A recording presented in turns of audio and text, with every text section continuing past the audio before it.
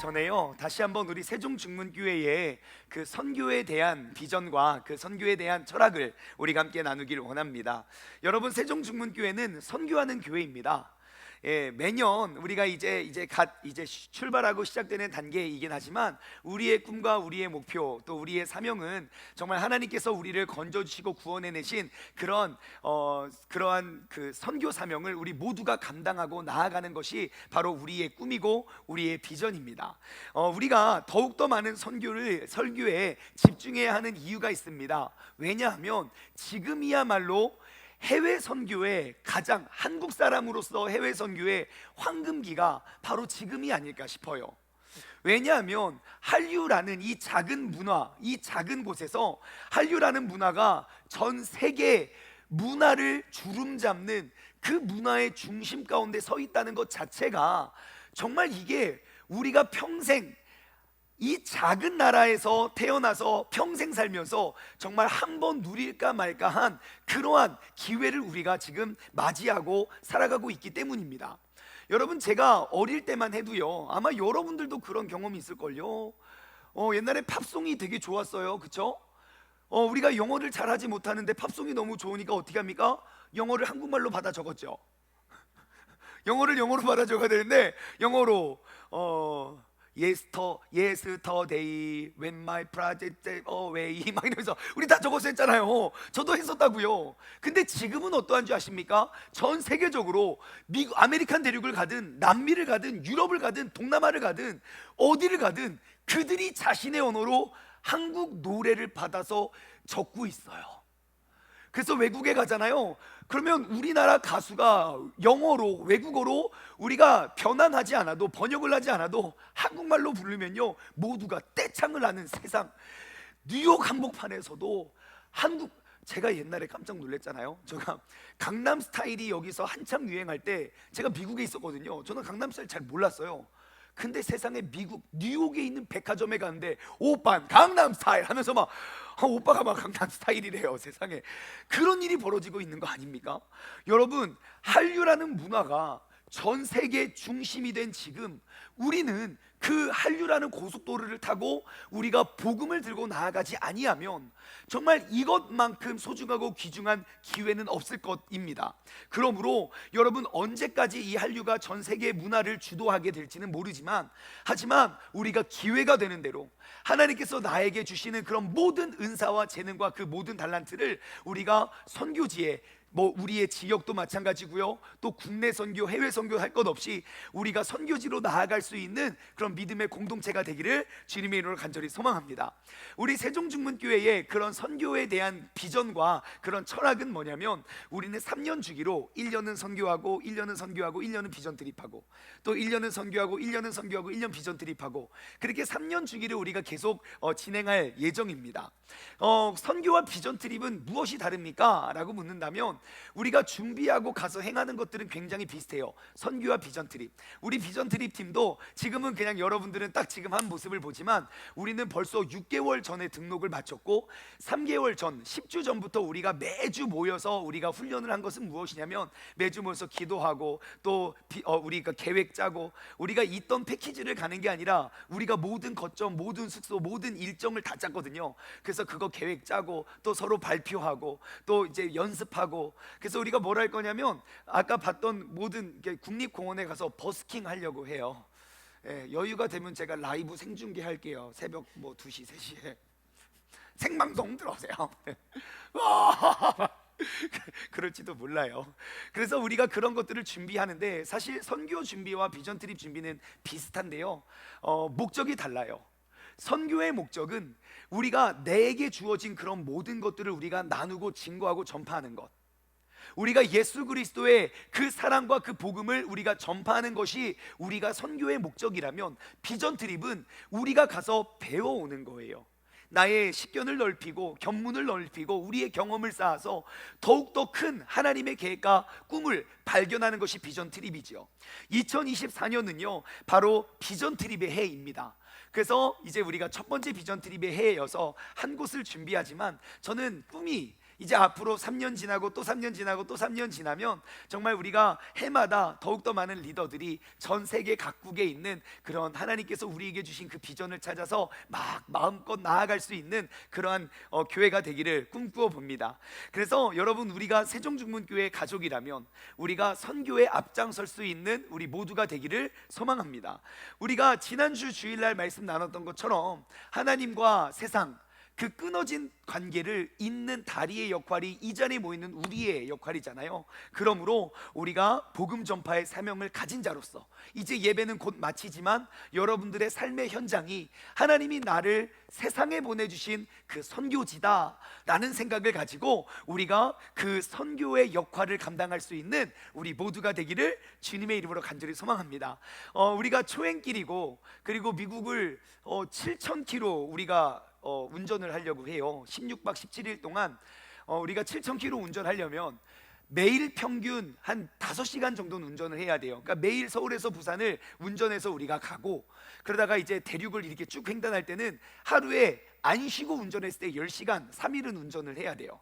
안 쉬고 10시간이니까 밥만 먹고 차 타고, 밥 먹고 차 타고, 멀미나면 쉬고 또 밥 먹고 차 타고. 그래서 여러 가지 우려가 되는 것도 걱정이 되는 것도 있는데, 우리 여러분 모두가 정말 우리를 파송하는, 보내는 선교사가 되고, 우리는 그 현장에 나아가는 선교사가 되어서 정말 우리 모두가 하나 되어서 정말 우리가 하나님의 귀한 뜻을 우리가 발견하고 또 큰 꿈을 꿀 수 있는 시간이 되었으면 좋겠습니다. 그래서 여러 가지 일기와, 그리고 또 우리 팀원들의 건강과 그리고 안전을 위해서, 또 치안을 위해서 여러분들 기도 많이 부탁드립니다. 우리는 지금 느헤미야서를 함께 우리가 은혜를 나누고 있습니다. 느헤미야의 여행을 함께 떠나고 있는데, 여러분, 느헤미야서는요 1장부터 13장까지 13장으로 이루어진 책입니다. 그런데 그 느헤미야는 크게 보면 두 파트로 나눌 수 있어요. 1장에서 7장, 8장에서 13장. 1장에서 7장의 내용은 우리가 하나님께서 바벨론 제국의 하나님의 마음을 끝까지 발견하지 못하고 끝까지 죄악을 지었던 이스라엘 백성을 심판하고 멸망합니다. 바벨론 제국에 의해서 그 남유다가 완전히 멸망합니다. 그때 하나님께서는 그들을 그냥 버려두지 아니하시고 대략 400년을 인내하고 참으셨는데, 그 400년 역사를 인내하고 참으셨다가 대략 40여 년이 지나고 하나님께서는 다시금 그 무너졌던 나라와 백성을 회복하시고자 하시는 하나님의 꿈과 계획이 있었어요. 그래서 하나님께서 예비한 사람을 통하여 그 무너진 성전, 그리고 성벽, 그들을 재건하여 하나님의 말씀과 율례를 회복하는 그 시대가 지금 느헤미야가 기록되어 있던 배경입니다. 그 중에 느헤미야는 그 성벽을 재건하는 그러한 소명, 그러한 사명을 이루어내는 그러한 주인공이 되는데요. 그래서 1장부터 7장까지는 느헤미야가 그 성벽을 재건하는 내용이고, 그리고 성벽이 재건이 됐어요. 스룹바벨에 의해서 성전이 재건됐고, 느헤미야에 있어서 성벽이 재건됐고, 그리고 에스라에 의해서 하나님의 말씀이 다시금 선포되어질 때에 8장부터 13장까지의 내용은 그곳에 영적 개혁이 일어나는 내용을 담고 있는 것이 느헤미야입니다. 그래서 1장부터 7장까지의 내용을 우리가 쭉 살펴보면 1장과 2장은 하나님이 그 백성을 향한 어떠한 마음을 가지고 계시고, 어떻게 그 백성들로 하여금 그 무너졌던 성전과 성벽이 재건하게 될지, 하나님의 그 놀라운 세팅, 하나님의 빅픽처예요. 한 사람이 직업이 바뀌고 신분이 바뀌고 그 사람들이 나아가서 누구를 만나고 하는 그런 모든 것들이 하나님의 그 뜻을 이루어내기 위한 하나님의 완벽한 세팅을 우리는 알 수 있고요. 그리고 3장에 드디어 느헤미야가 사람을 일으켜 세워서 흩어지고 멸망하고 모든 것들이 무너지고 꿈도 희망도 잃어버렸던, 즉 40년 동안 나라를 잃어버렸다면 그 한 세대가 완전히 폭락해버린 거예요. 어디에도 희망이 없어요. 40년 동안 꿈도 희망도 없이 노예 생활, 포로 생활을 했던 그렇게 절망 중에 있는 사람들에게 꿈을 심어줬어요. 느헤미야가 이제 우리 다시 일어나 하나님의 성벽과 이 성전, 하나님의 영광을 회복합시다 라고 외쳐서, 느헤미야 3장에 보면요, 남겨진 자들을 통해서 다른 어떠한 세력이 와서 그 나라를 회복하는 것이 아니라 그 남겨진, 꿈을 잃고 힘을 잃고 돈도 없고 아무것도 없는 그들로 하여금 하나님이 다시금 일으켜 세우십니다.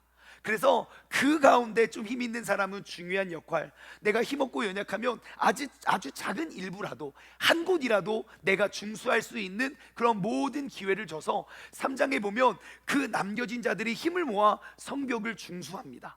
성벽을 재건하는데 그들이 재건했던 그 성벽의 둘레의 크기가 지금 우리가 그 축구장 정식 규격이 있는 축구장 17개 크기예요. 17개 크기의 그 큰 그 성벽을 52일 만에 그 모든 무너진 것들을 재건한 거는 정말 놀라운 기적 중의 기적이죠. 그런데 문제는 무엇이냐? 그들이 마음을 모아 하나님의 뜻을 위해 성벽을 재건할 때 주변에 있는 모든 사람들이 나를 도와주고 응원해줘도 내가 할까 말까인데, 주변에 있는 모든 사람들이 그들을 핍박하고 공격하는 거예요. 재건되지 못하게, 회복되지 못하게. 여러분 항상 그래요. 우리가 믿음 없이 그냥 마음대로 살 때는 어떠한 유혹도 시험도 별로 없어요. 하지만 잃어버렸던 우리의 정체성을 회복하고 무너졌던, 내가 주님과 멀리 떠났던 나의 믿음이 다시금 주님 앞에 회복되어지려 할 때에 우리가 옳은 길을 가면 어려움이 없어질 거로 착각하지요. 아니요, 우리가 옳은 길을 가면 갈수록 우리를 공격하는 그 악의 세력이 늘 있다는 걸 기억하세요. 그들이 공격하는 거예요. 그래서 느헤미야 4장, 5장, 6장 내용을 보시면요, 그들을 얼마나 많이 공격하는지 몰라요.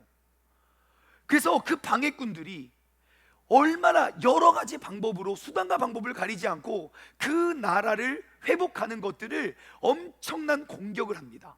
그래서 그들의 공격들을 쭉 살펴보니까 제가 딱 한 단어가 떠오르더라고요. 그들을 공격하고 그들을 넘어뜨렸던 그 한 가지 전략은 뭐냐? 바로 음해라는 것이에요. 음해. 음해라는 단어가 조금 생소해요. 제가 사전적 정의를 나눠드리면요, 음해란 넌지시 남을 해치는 것이 음해예요. 대놓고 해치는 게 아니고요, 넌지시. 예, 그에게 웃음을 주고 박수를 치긴 치는데 비웃음 같은 거죠. 잘했네, 잘했어. 이런 게 음해예요. 혹은 음해의 또 다른 정의는 이런 거예요. 몸을 드러내지 아니한 채 옳지 못한 방법으로 남을 해하는 것. 내가 실체가 나타나지 않아요. 우리의 적군이 누군지 모르겠어요. 하지만 은근슬쩍 몸은 드러내지 않지만 옳지 못한 방법으로 그를 해하는 것이 음해예요. 여러분, 그 이스라엘 백성 성벽을 중수하고자 하는 그런 뜨거운 열정과 마음이 있었던 그런 사람들을 공격하는 사람들의 모습을 한번 살펴볼까요? 느헤미야 4, 5, 6장이 그들을 음해하는데 갖가지 방법으로 그들을 엄청나게 공격을 해요. 한번 찾아볼까요? 4장 1절부터 말씀을 보시면, 느헤미야 4장 1절부터 보시면 보세요. 산발랏이, 이름이 벌써 산발랏이잖아요. 산발랏, 은혜스러운 이름입니까? 거시기한 이름입니까? 그래요. 아무튼 산발랏이, 우리가 그 느헤미야와 이스라엘 백성들이 성을 건축한다 하는 소식을 들었어요. 그러니까 그들의 반응이 어떻습니까? 크게 분노했대요. 와, 걔네가 뭘 한다고? 하고 분노했어요. 분노했으면 가서 화내야죠. 그죠? 근데 분노한 다음에 뭘 합니까? 유다 사람들을 비웃어요. 이게 음해라는 거예요. 열받는데 우악 하고 열받으면 내가 지는 것 같잖아요. 그러니까 하고 비웃어요. 그러면서 하는 말, 야, 자기 형제들과 사마리아 군대 앞에서 그 사람들 다 모인 데서 말합니다. 에헤, 이 미약한 유다 사람들 지네 하는 꼴 좀 봐라. 야, 뭐하냐 니들? 야, 뭐도냐? 그런 거 있잖아요. 뭐도냐? 야, 니네 혹시 스스로를 견고하게 하려고 지금 니네 성 쌌냐? 예, 그거 해가지고 뭐 제사라도 드리게? 야, 니네 그래갖고 이거 일을 언제 끝내려고? 야, 오늘 끝나겠냐? 라고 계속 비아냥거려요. 그러니까 그 비아냥거리는 이야기를 듣고, 조롱하는 말을 듣고 3절, 암몬 사람이었던 이 도비야, 이 도비야는 옆에 서 있다가 그 말을 듣다 보니까 또 나도 거들어야 되잖아요. 그러니까 한다는 말이 이 말이에요. 놔두세요. 그들이 건축하는 돌, 그거 여우가 올라가서 뛰어도 그날 금방 무너져요. 그러니까 나는 썩 빠지게 옆에서 일하는데 옆에서 야, 니들 못 오냐? 아이고, 야, 뭐 하려고? 그렇게 하면 기분이 좋습니까? 안 좋습니까? 마치 이런 거죠. 내가 40년 동안 뭐 40년 너무 기니까 4년 동안 공부를 포기하다가 내가 이제 공부를 해야지 불타는 열정으로 책을 딱 폈는데 아는 게 없어요. 어떻게든 막 공부를 하려고 하니까 옆에서 와가지고 못 오냐? 너 지금 고등학생이 초등학교 책 보고 그러면 공부하고 싶어집니까? 어떻게 그 사람을 막 이렇게 하고 싶습니까? 그게 바로 음해예요. 비웃음과 조롱. 그리고 밑에 4장 8절부터 보잖아요. 7절과 8절, 7절 하반절 보면 지금 그들이 이제 하나님의 성벽을 재건한다는 이야기를 듣고 그들이 또 열받았다고요. 산발락과 도비아가 열받으니까 이제 8절 다 함께 꾀하기를 이제 꾀합니다. 야, 우리 예루살렘에 가서 그들 치고 그들을 요란하게 만들어 버리자. 9절 그러니까 이제 그 느헤미야 이스라엘 백성들이요, 우리가 우리 하나님께 기도하며 그들로 말미암아 파수꾼을 두어서 주야로 그들을 막아섰는데 10절 유다 사람들은 이제는 그들이 아니에요. 페르시아 바사 제국의 사람이 아니라 이제 그 유다 사람들이 말합니다. 이르기를 흙더미가 아직도 많고 짐을 나르는 사람들 힘 다 빠졌어요. 우리는 결코 이 성을 건축할 수 없습니다. 이제 스스로가 자멸하는 거예요. 봐세요, 이 큰 걸 우리가 언제 다 합니까? 우리 지난 40년 동안 누구도 한 적 없고 이렇게 했던 일도 없어요. 우리 못해요. 이거 누가 다 합니까? 11절 보세요, 우리의 원수가 지금 가까이 이르렀다고요. 그들이 알지도 못하고 보지도 못하는 사이에 우리가 그들이 우리 가운데 와서 우리를 도살하고 살육할 거예요. 그래서 우리의 역사를 그치게 할 겁니다. 여러분, 이 역사라는 단어를 기억하십시오. 역사, 우리의 역사를 이제 그치게 할 겁니다. 그 원수들이 근처에 거주하는 유다 사람들도 각 처에 와서 10번이나 우리에게 말하기를 너희가 우리에게 와야 한다. 니들은 희망이 없다. 한두 번만 이야기해도 내가 알아들을 거 10번이나 와서 니네는 소망이 없다고 계속 음해한다고요. 여기서 끝이 아닙니다. 5장 1절부터 보잖아요. 5장 1절부터 보면요, 이제 내부 분열이 일어나요. 바로 그때에 그래서 이 사람들이 어떻게 하냐면 이러한 공격 속에 내가 한 손에는 무기를 들고 한 손에는 공사 도구를 들고 그들은 쉬지 않고 싸웠어요.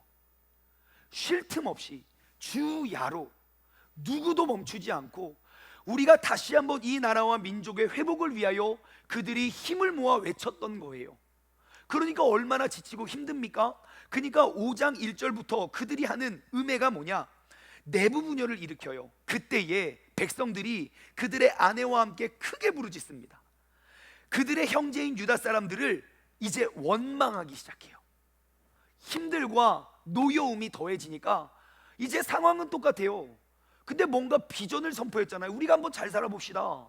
그런데 그런 상황 가운데 이제 원망을 해요. 그러면서 이런 말 해요. 어떤 사람은 말하기를 2절 우리와 우리 자녀가 많으니 양식을 얻어먹어야 삽니다. 우리가 지금 공사할 게 아니라 우리가 양식을 얻어먹고 우리가 빌붙어야 살 수 있어요.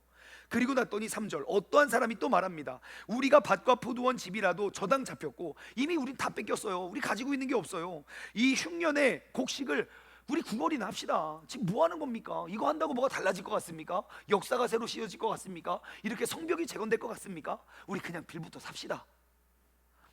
4절 어떠한 사람이 또 말하기는 우리는 밭과 포도원 돈을 빚내서 왕에게 세금을 바쳤는데 우리가 했는데 우리 자녀들도 다 종으로 팔렸고 딸들 중에서 벌써 종이 된 사람이 있습니다. 우리에겐 힘도 없고 희망이 없습니다. 이거 다 쓸데없는 짓입니다. 내부 분열이 일어났어요. 하나님의 뜻보다는 눈에 보이는 현실이 그들을 더욱더 힘들게 만들었죠. 그들의 음해는 거기서 그치지 않았어요. 그럼에도 불구하고 믿음으로 나아가니까 오늘 본문 말씀 6장 2절부터 4절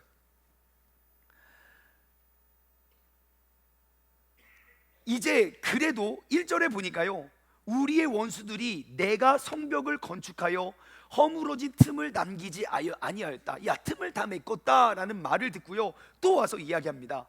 2절 산발락과 게셈이 나에게 사람을 보내요. 느헤미야에게. 그러면서 뭐라고 하냐면요, 와라 우리가 이 평지 한촌에서 한번 만나자 그래요.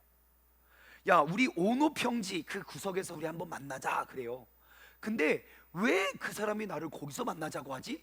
알고 봤더니 실상은 나를 해하고자 함이었더라. 나를 죽이려고 그들이 야, 우리 거기 있잖아, 그 저기 세종시 금남면 225 우리 거기 지하실로 와. 거기서 만나자. 그러는 거예요. 야, 내가 거기 왜 가? 알고 봤더니 나를 죽이려는 음해였어요. 그러니까 그 느헤미야가 곧바로 사신을 보냅니다. 3절, 내가 곧 그들에게 사자를 보내면서 말하기를, 야 봐라, 나는 이 큰 역사를 하느라 나 중요한 일이 있어서, 야 지금 내가 거기 갈 시간이 없어. 야 내가 이거 중요한 일을 하는데, 야 너 니네 만나고 막 이렇게 뭐 그럴 시간 없어, 미안해 하고 사람을 보내요. 그러니까요 그들을 향한 음해가 4번이나 계속돼요. 근데 느헤미야는 4번 다 그냥 돌려보내요.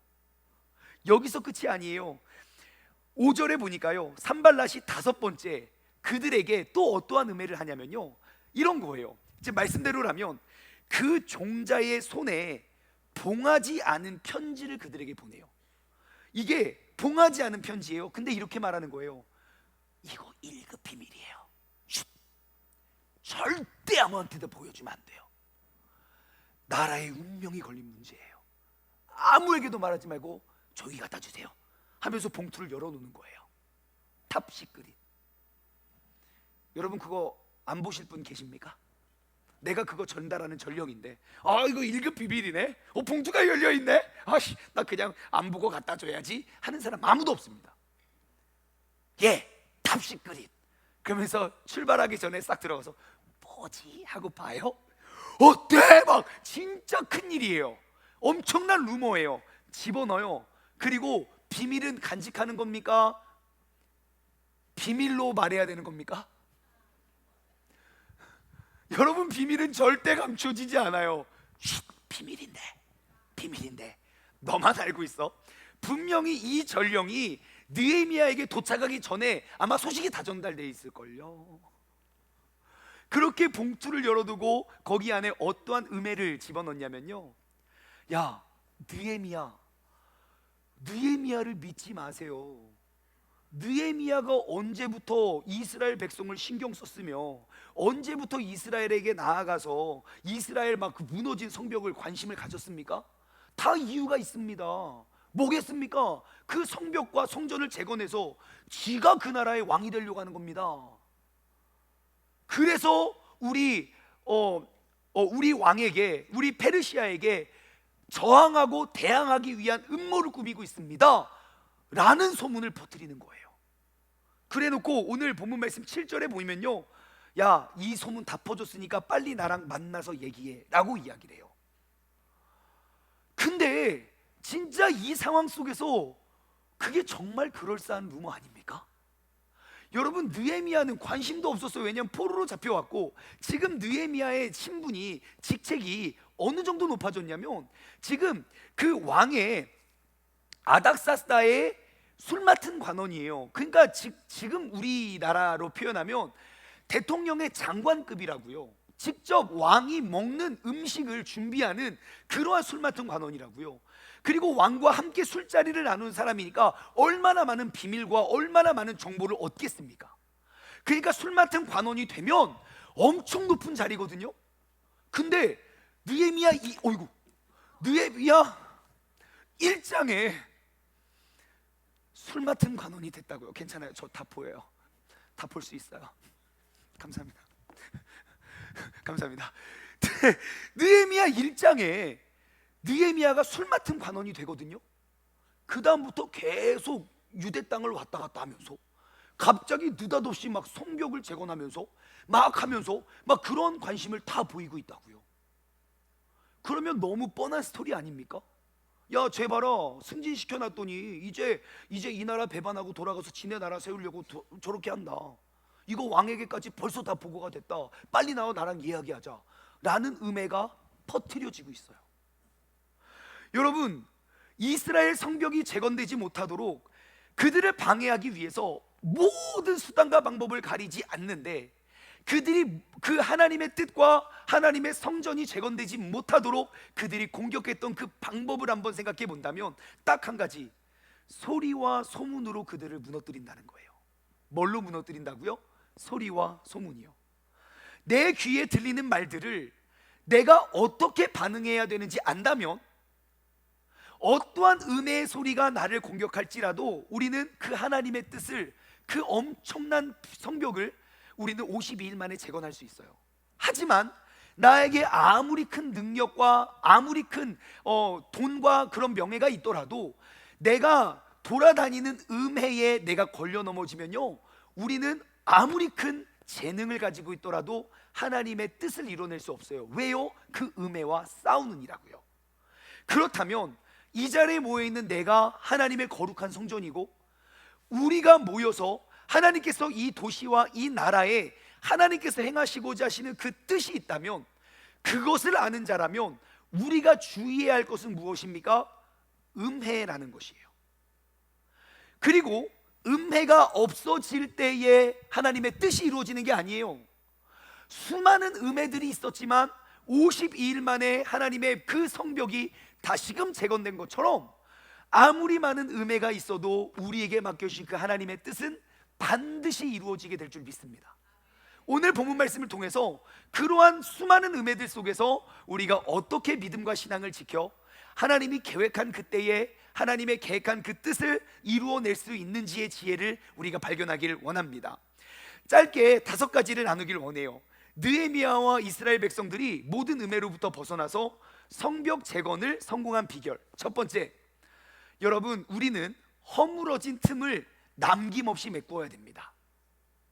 뭐라고요? 허물어진 틈을 남김없이 메꾸어야 됩니다. 1절 말씀이에요. 산발락과 도비아가 아라비아 사람 게셈과 그의 나머지 우리의 원수들은 또 지들끼리 싸우면서 또 누군가를 미워하면요, 지들끼리 또 하나가 된다고요. 아, 그러냐고. 예수님 잡아 죽일 때도 그랬다고요. 예? 절대로 친해질 수 없는 바리새인과 사두개인들이 하나가 됐다고요. 더 미운 사람이 생겨서. 그래서 그 원수들이요, 하나가 되어서 내가, 느헤미야가 성벽을 건축하여 허물어진 틈을 남기지 아니하였다 함을 들었는데, 그때는 내가 아직 성문에 문짝을 달지 못한 때였다 그래요. 느헤미야는요, 무엇을 했느냐? 우리 성벽에 구멍 나 있는 모든 작은 틈들을 메꿨다는 거예요. 여러분, 작은 틈을 내버려 두고 무시하잖아요? 그럼 결국 그 작은 틈에 의해서 우리의 모든 삶이 무너집니다.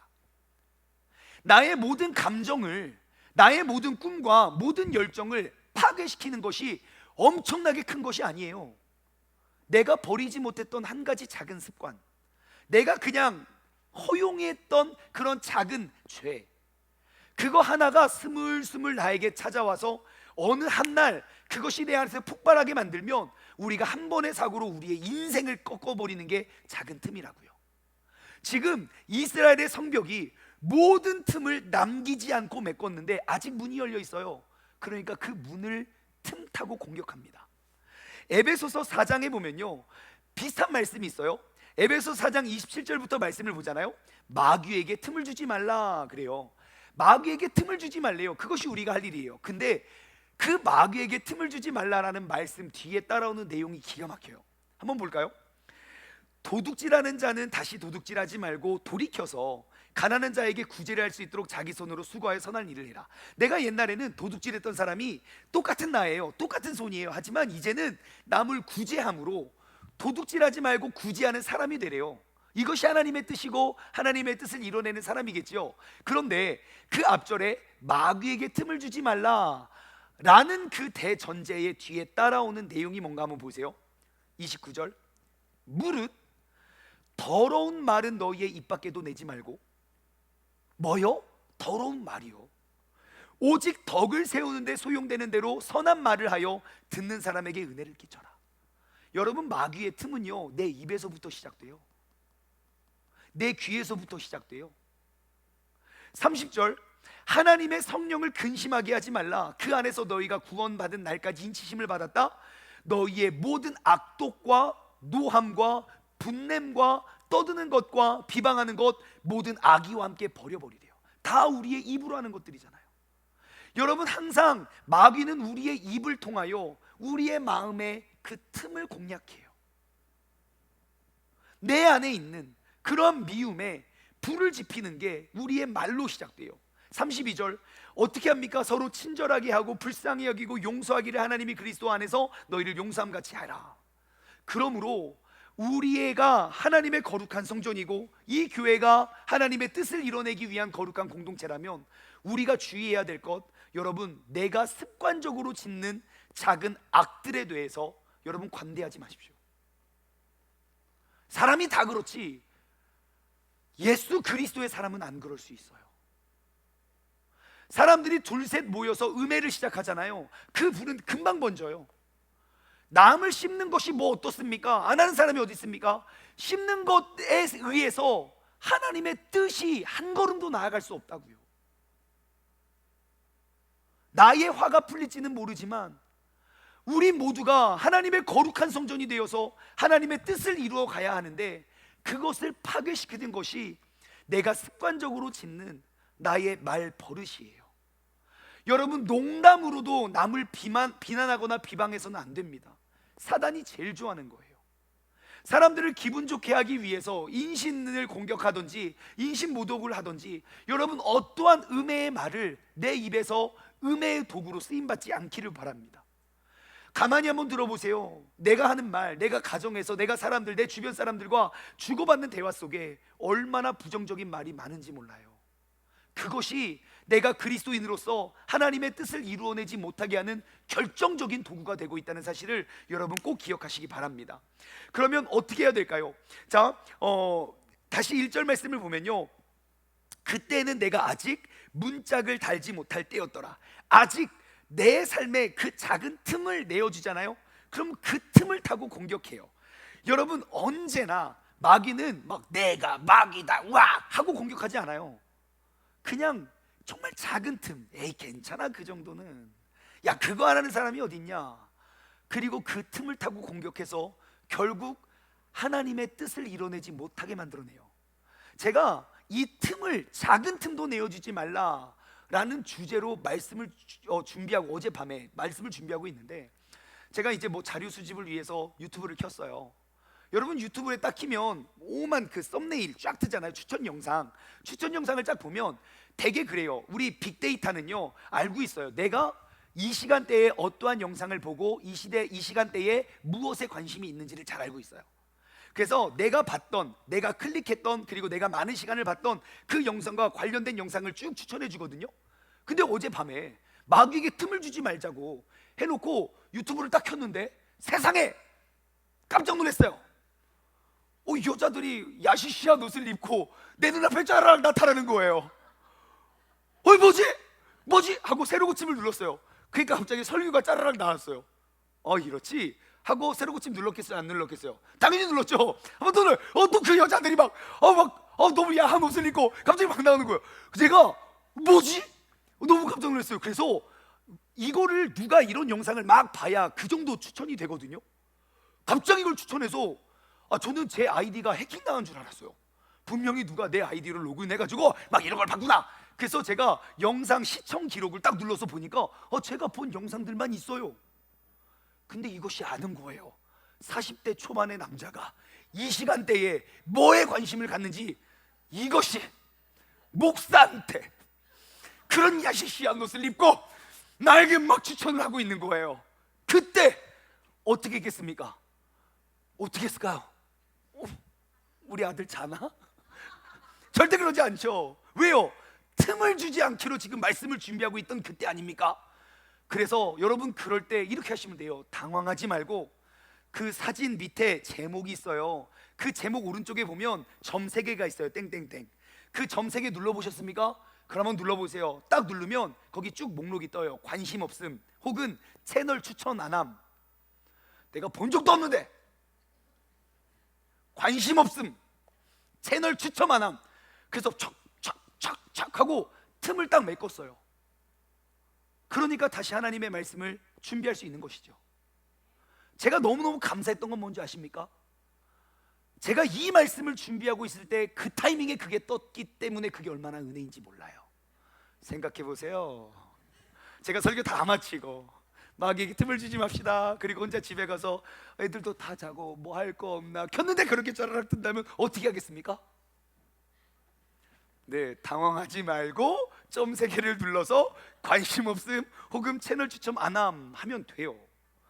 여러분 마귀에게 틈을 주지 마십시오. 언제나 그 작은 틈을 틈타서 나의 인생을 파멸시키는 게 마귀의 전략입니다. 두 번째, 우리가 그 음해로부터 벗어나기 위해서는요, 우리는 반드시 큰 역사를 남기는 삶이 되어야 할 줄 믿습니다. 오늘 본문 말씀 3절이에요. 3절, 내가 곧 그들에게 이르기를, 그러니까 사자를 보내요. 야, 우리 만나자. 4번이나 보내요. 그때 내가 그들에게 사람을 보내서 이르기를, 내가 지금 큰 역사를 하고 있어서 내려가지 못한다. 야, 어찌하여 내가 그 역사를 중지하고 너에게로 달려가겠냐? 라고 4번이나 돌려보내요. 여러분, 이 자리에 있는 우리 모두는요, 내가 나의 삶을 봤을 때 나는 볼품없고 마치 40년 동안 포로 생활을 했던 것처럼 꿈도 없고 희망도 없고 재능도 없고 돈도 없고 뭐 잘난 게 없어요. 하지만 우리를 이 자리에 부르신 하나님의 계획으로 보면 우리는 세상에 아무리 능력받고 실력받고 돈 있는 사람도 이루어내지 못하는 그 소중한 뜻을 이루어낼 도구로 우리가 부름받았다는 사실을 기억하세요. 그래서 우리는 언제나 하나님의 큰 뜻을 발견하고 그 뜻을 위해서 나아가는 사람이 돼야 돼요. 여러분, 음해가 뭔지 아십니까? 내가 얼마나 소중한 존재인지를 잃어버리게 우리의 눈을 가리는 게 음해예요. 니까짓 게 뭘 안다고. 너 옛날에도 넘어졌잖아. 너의 모든 과거는 다 알려졌어. 너는 그냥 조용히 앉아있는 게 나아 라는 앞에 드러나지 않지만 끊임없는 음해가 하나님이 나를 통하여 행하실 모든 자신감을 다 죽여버려요. 그래서 우리는요, 우리의 모든 시선은 하나님의 큰 뜻, 하나님의 큰 역사에 집중해야 돼요. 한번 이렇게 생각해 볼까요? 우리의 인생은, 우리의 신앙생활은 마라톤이에요. 마라톤은 42.19km를 출발선부터 도착할 때까지 뛰는 거예요. 모르겠어요. 우리의 인생이 몇 킬로까지 왔는지 모르겠어요. 내가 30km, 35km를 넘어섰어요. 내가 열심히 달려가는데 갑자기 옆에서 나를 놀리는 거야. 야, 너 벌써 1등 틀렸어. 너 글러먹었어. 야, 너 완주도 못할 거야. 다리가 벌써 힘들잖아. 못할 거야. 막 그러면 어떻게 나한테 비난하는 그 사람이랑 가서 싸워야 됩니까? 아니면 그냥 목표만 보고 달려야 됩니까? 당연히 목적지만 보고 달려야죠. 내가 언제 그 사람이랑 싸울 시간이 어디 있어? 야, 너 끝나고 봐. 너 끝나고 따라와. 그리고 계속 뛰겠죠. 근데 나의 달려갈 길이 이제 39km, 40km를 지났어요. 이제 2km밖에 안 남았어요. 그러면 그때일수록 나를 더욱더 많이 공격할지라도 나의 시선과 나의 목적은 목적지를 향해 우리는 조금도 돌아볼 겨를이 없어요. 여러분, 우리가 신앙생활 하다가 수많은 음해들에 의해서 우리가 싸워요. 우리가 마음을 뺏겨요. 시간도 뺏겨요. 열정도 뺏겨요. 왜 그런지 아십니까? 주님께서 내게 보여주시는 명확한 뜻이 보이지 않기 때문이에요. 내가 지금 달려가고 있는 그 길이 정말 바쁘고 내가 도착할까 말까, 내가 최선을 다해야 그 목적지에 도착할 수 있는데 그 뜻을 바라보고 있다면 옆에서 누가 뭐라고 해도 신경 안 쓰여요.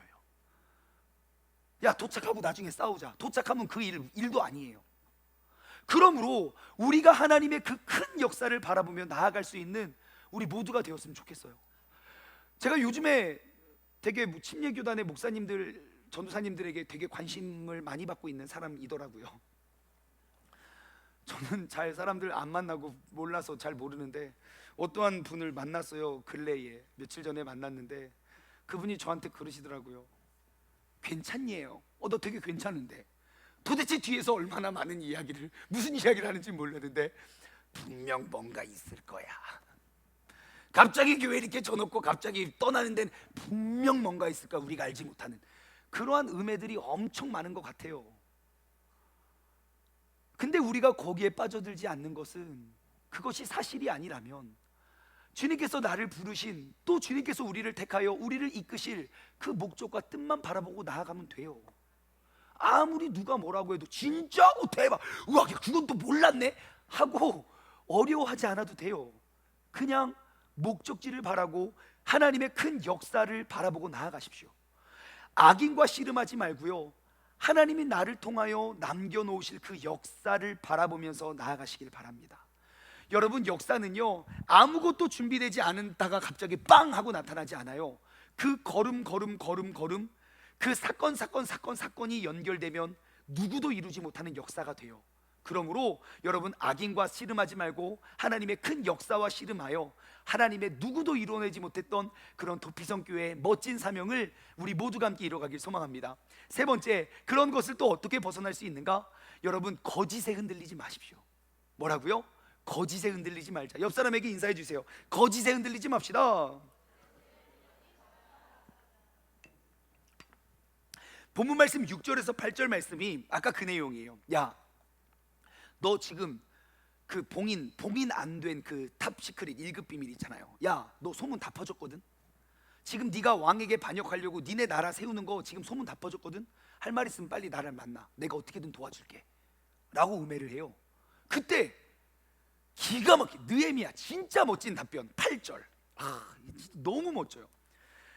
7절과 8절 볼까요? 자 보세요. 7절. 또 내가 선지자를 세워서 너를 들어 선전하기를, 자 유다의 왕이 있다 하게 하였으니 지금 이 말이 벌써 왕에게 아닥사스다에게 벌써 들렸어. 넌 이제 큰일 났어. 그런즉 넌 빨리 이제 와라. 우리 함께 의논하자. 내가 너 도와줄게 라고 말했거든요. 그때 느헤미야가 진짜 이 소식, 이 루머가 왕에게 들리면 나는 바로 죽거든요. 모든 민족들이 다 나를 죽일 거거든요. 그때 그러한 상황 가운데 느헤미야가 이렇게 대답해요. 8절. 내가 사람을 보내어 그에게 말하기를, 내가 말한 바 이러한 일은 없는 일이고 네 마음에서 지어낸 것이다. 딱 세 글자로 전문 용어로 뭐라고 합니까? 개무시. 완전 무시해요. 그 사람이 어떠한 루머, 어떠한 험담을 만들어내도 그것은 내가 만든 게 아니라 네가 만든 거잖아. 그리고 무시해요. 여러분, 이것은 진짜 중요한 사안이거든요. 이 말도 안 되는 루머가 퍼지면 나는 분명 죽을 수밖에 없어요. 근데 느헤미야가 거기에 반응을 하지 않았던 이유가 무엇입니까? 보세요. 나에게는 없는 일이기 때문이에요. 헛된 소문은 헛되이 금방 사라져요. 진짜는 무엇이냐? 내가 나의 나라 민족을 얼마나 사랑하는지 반드시 알게 될 거야. 근데 야, 이 소문이 퍼지면 너 어떻게 해? 너 죽게 되면 어떻게 해? 느헤미야는 이런 마음이에요. 내가 욕을 먹는 것보다 하나님께서 내게 맡겨준 사명 감당하는 것이 더 중요했기 때문이에요. 내가 욕 먹어서 이미지 안 좋아지는 것보다 하나님이 내게 맡겨주신 그 큰 역사를 이루어내는 게 더 중요했어요. 또한 설령 그래서 내가 죽음을 당하잖아요. 내가 죽는 것보다 하나님의 성벽이 재건되는 게 더 귀중했던 거예요. 그 소중한 것, 그 큰 역사를 바라보는 사람은요, 사람들의 음해에 흔들리지 않아요. 여러분, 사람들이 거짓으로 만들어낸 소문에 흔들리지 마십시오. 하나님께서 내게 맡겨주신 그런 소명과 사명을 우리가 치우침 없이 이뤄가기를 소망합니다. 그리고 네 번째, 우리가 그 음해에 빠져 있는 사람들 어떻게 벗어날 수 있습니까? 음해에 빠져 있는 사람들을 건져내 주세요. 지금 그러한 절박한 상황이에요. 급박한 상황이에요. 성벽이 52일 만에 재건되고 사람들이 수많은 루머들이 막 돌고 있어요. 그때 갑자기 눈에 안 띄었던 한 사람이 있어요. 이름은 스마야. 10절에 보니까요, 스마야가 두문불출하기로 그래요. 그 한마디로 잠수 탄 거예요. 야, 스마야 어디 갔어? 스마야 어디 갔어? 이건 모르겠는데 스마야 야, 완전 저 핸드폰 카톡 안 받아. 그러니까요, 잠수 타니까 찾아가요. 이러한 바쁜 상황 가운데 느헤미야가 스마야 찾아가요. 그러면서 뭐라고 하냐면, 야, 느헤미야야, 야, 우리 이제 죽었어. 야, 우리 빨리 숨자. 사람들이 이제 곧 와서 너랑 나랑 우리 다 죽일 거야. 그 성벽 재건하는 일을 했던 사람 다 죽일 거야. 그러니까 우리 성전에 가서 빨리 숨자. 문 걸어 잠그자 라고 이야기를 해요. 그때 느헤미야가 뭐라는 줄 아십니까? 야, 내가 그 성전에 숨은들 누가 우리 먹여주겠냐? 나 안 가.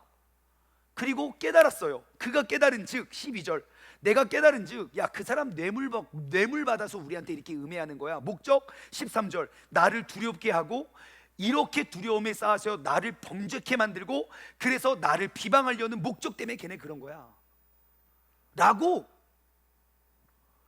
그 음해 속에 빠져 있는 사람들을 건져내기 위해서 나아가요. 여러분, 이게 오늘 이 자리에 깨어서 예배드리는 우리의 사명입니다. 내가 은혜 받는 건 예배는 여기서 끝나는 게 아니에요. 여기서부터 시작되는 거예요. 내 주변에 음해 속에 빠져서 사경을 헤매고 그만 진짜 정말 잠수 타고 꽁꽁 싸매고 있는 사람에게 다가가 손을 내밀고 건져주는 것이 바로 우리의 역할이라고요. 지금이 가장 우리 교회가 어수선한 때가 아닐까 싶어요. 창립 이후로 지금까지 많은 사람들이 바뀌고, 또 그 중에 가장 많은 시간을 보내왔던 저도 또 바뀌고, 많은 사람들과 많은 음해들이 가득할 때에 우리가 해야 될 일이 뭔지 아십니까? 흔들리지 말고 돌아다니면서 빠져있는 사람 건져내는 거예요. 그러면 하나님의 큰 역사를 이루어내기에 부족함 없는 그러한 교회가 될 줄 믿습니다. 여러분, 내 삶에 스마야가 누군지 한번 돌아보십시오. 분명히 있습니다.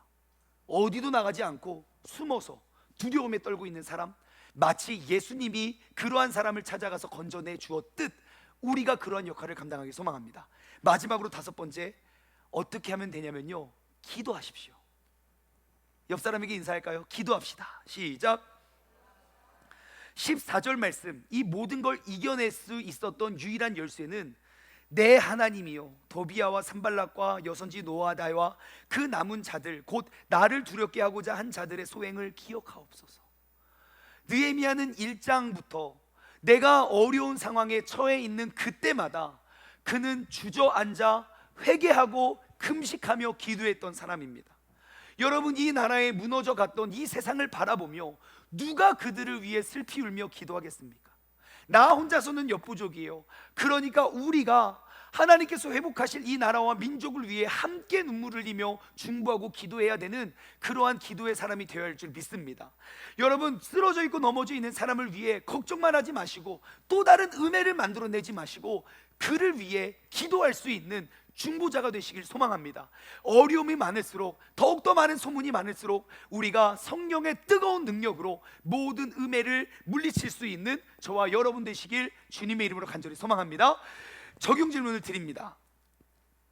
첫 번째, 여러분 혹시 음해에 빠져들은 적 있습니까? 음해에 걸려들은 적. 사실은 아닌데 사람들이 그렇게 그냥 떠도는 말에 의해서, 거짓으로 만들어낸 말에 의해서 나의 시간도, 나의 마음도, 나의 꿈도, 나의 뜻도, 그 모든 것들을 잃어버렸던 순간, 그때 여러분 어떻게 하셨습니까?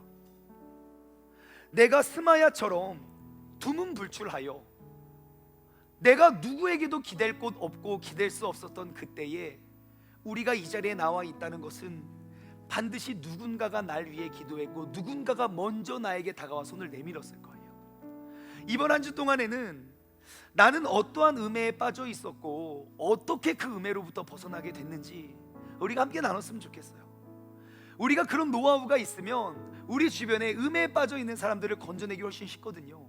그러므로 내가 언제 이렇게 힘들었었던 때 내가 어떻게 건져내었는지 우리가 한번 돌아보았으면 좋겠어요. 두 번째, 혹시 여러분 주변에 지금 음해에 빠져 있는 사람이 있습니까? 마치 말씀에 나오는 스마야처럼 한때는 느헤미야와 함께 그 열정과 꿈과 뜻을 위해서 힘차게 같이 달려갔었는데 수많은 음해에 의해서 두려워서 숨어 있는 사람, 여러분 내 주변에 스마야는 누굽니까? 우리가 그런 사람들이 눈에 띄어지고 보여진다면 먼저 다가가 그들을 건져내 줄 수 있는 우리 믿음의 공동체가 되었으면 좋겠어요. 마지막으로 세 번째, 여러분 우리의 시선을 다시 한번 이 교회를 세우시고 여기까지 인도하시고 여기까지 만들어내신 그 하나님의 큰 역사를 바라보길 소망합니다. 우리의 시선이 어떠한 사람들의 음해에 우리가 시선을 빼앗기고 우리의 열정과 우리의 모든 에너지를 빼앗기는 것이 아니라 그 하나님의 큰 역사, 큰 뜻을 발견하고 바라보며 나아갈 수 있는 우리 모두가 되어 어떠한 상황 가운데서도 우리가 하나님의 멋진 역사를 써나갈 수 있는 그런 교회가 되기를 소망합니다. 우리가 말씀을 맺으며 우리가 이 찬양 고백하고 우리가 축도로 예배를 마치길 원합니다. 찬양의 가사말이 너무 좋아요. 우리가 오직 주만이 함께 찬양하시며 우리가 은혜의 자리로 나아가기를 원합니다.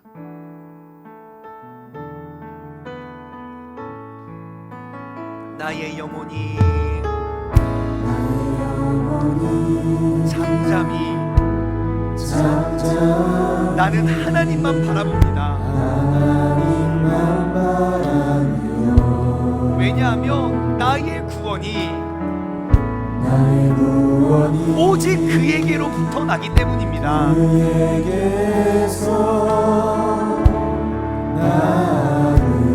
내가 수많은 어려움과 은혜로 내가 어려워하고 있을 때 나의 영혼은 잠잠히 오직 하나님만 바라보길 원합니다. 나의 한 가지 소망이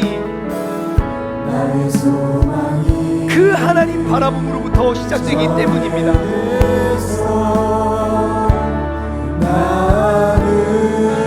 그러나 오직 주만이 나의 반석이시고 오직 주만이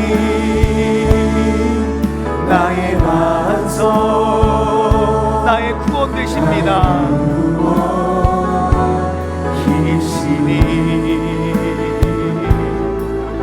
오직 주만이 나의 산성, 내가 요동치 아니하리. 2절로 고백할까요? 나의 영혼이 간절히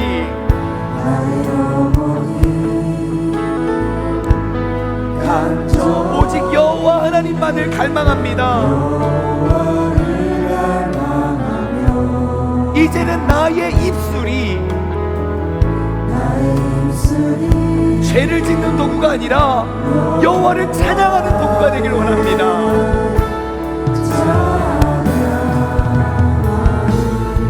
이제는 나의 영혼이 즐겁게, 아멘, 여호와 하나님을 따르길 원합니다. 이제는 나의 모든 평생에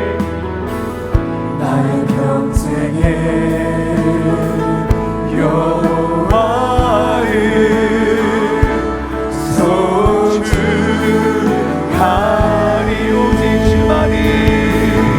오직 주만이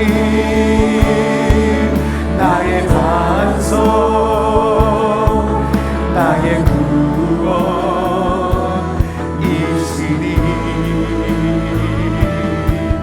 오직 주만이 나의 산성, 내가 요동치 아니하리. 오직 주만이 나의 반석 되십니다. 아멘. 나의 구원이시니. 오직 주만이 나의 산성, 내가 요동치 아니하리.